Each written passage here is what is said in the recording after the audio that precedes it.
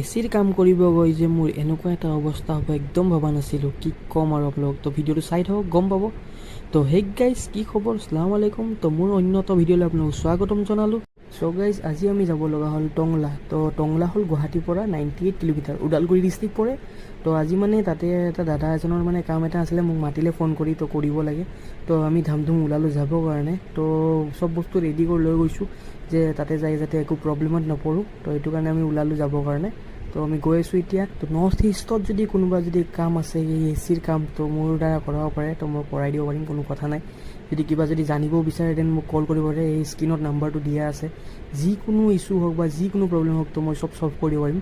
তো মই গুৱাহাটীৰ পৰা অল অভাৰ মানে নৰ্থ ইষ্টত মানে ঘূৰি ফুৰোঁ, যি কাম লাগে কৰোঁ।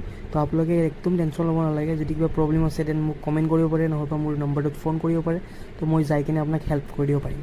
তো ফাইনেলি আহি পালোঁ আমি কাষ্টমাৰৰ ঘৰটো। কাষ্টমাৰ ঘৰটো আহি ইমান ভাল লাগিছে যে কি ধুনীয়া এটা ঘৰ বনাই থৈছে, অলপ ডাঙৰকৈ, আৰু কাষতে মন্দিৰ আছে।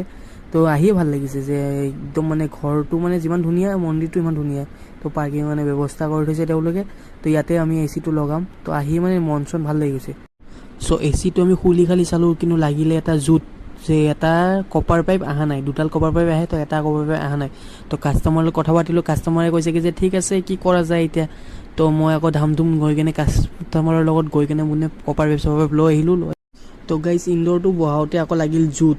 তো মানে মোৰ হেৰিটো ভাঙি গ'ল, বিটটো ভাঙি গ'ল। এনেকুৱা খং উঠিছে ন, কি ক'ম আৰু, যে কোনোফালে মানে একো নিমিলেই। তো এইটো এচিটো বহাই কিনে মানে মাথা এটা গৰম মোৰ হৈ গৈছে, যে কি ক'ম আৰু। আজি মানে দিনটো মানে এনেকুৱা বেয়া গৈছে ন, কি ক'ম। এইফালে এবাৰ প্ৰব্লেম, সেইফালে এবাৰ প্ৰব্লেম।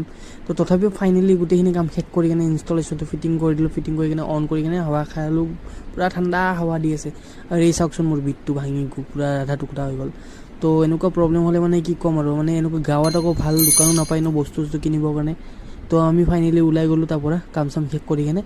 তো আজিলৈ ইমানে। তো bye bye, Tata, C you soon.